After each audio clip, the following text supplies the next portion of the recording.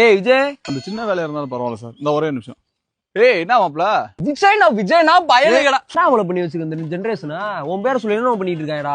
என்னடா நான் என்னடா கெடுத்தேன்? வீடியோ போட்டிருக்கியாம்ல, அதை பார்த்து பண்றேன். கத்தி எடுத்து ரோட்ல சுத்திட்டு இருக்காண்டாவே. டேய் நான் அதெல்லாம் அப்ப போட்டது மாப்ள. இந்த கானா பாட்டு படிச்சிட்டு இருக்கும்போது இந்த போஸ்ட் எல்லாம் போடுவோம்ல, அப்ப போட்டதுடா. அப்ப நான் கையில கத்தியே தூக்குனது இல்லடா. ஏய் பிளேடு கூட நான் எடுத்தது இல்லடா. இப்படிதான்டா சொல்லிட்டு தெரியான். என்னடா மாப்ள யாரா அவன்? யாரா அவன் பயலுக? என்னடா என்ன சொன்னாலும் சொல்றான்? இந்த மாதிரி தான்டா எல்லாத்தையும் சொல்லி பண்ணிட்டு இருக்காங்க. வாடா ஒரு நிமிஷம். உன் வயசு என்னடா? 17. ஏய் மொதல் அதை கொடு. 17 நல்லா படிச்சு வேலைக்கு போற வயசுல என்னடா கத்தியை தூக்கிட்டு ரீல்ஸ் பண்ணிக்கிட்டு இருக்கீங்க? இப்ப நீ கத்தி எடுத்து வீடியோ போற ஜாலியா இருக்கும். லாஸ்ட் அதே இது உனக்கு குத்தணும் வெட்டணும்னு போகும்டா. தேவையில்லாத பாக்காத, உன் குடும்பத்தை நீ தான் பாக்கணும். உன் குடும்ப சூழ்நிலை பாத்தியாடா? உங்க அப்பா அம்மா என்னடா பண்றாங்க? அப்பா இல்ல, உன் குடும்பமே ஒன்ன நம்பிதான்டா இருக்கு. என்னடா இப்படி பண்ணிட்டு இருக்கீங்க?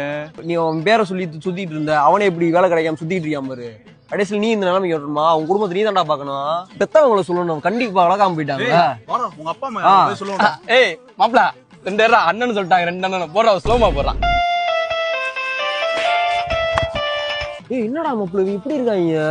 டேய் மாப்ள, நீ வர்றப்ப நான் போன் பேசிக்கிட்டு இருந்தேன்ல, எனக்கு ஏதாவது வேலை வேணும்னு கேட்டுதான்டா போன் பேசிக்கிட்டு இருந்தேன். ஏய் இந்த ஜெனரேஷன் முடிஞ்சிரும், அவ்வளவுதான்டா. இன்னைக்கு திருப்பி கையில கொண்டு வரவே முடியாது போலடா. குடிச்சு நாசமா போங்க.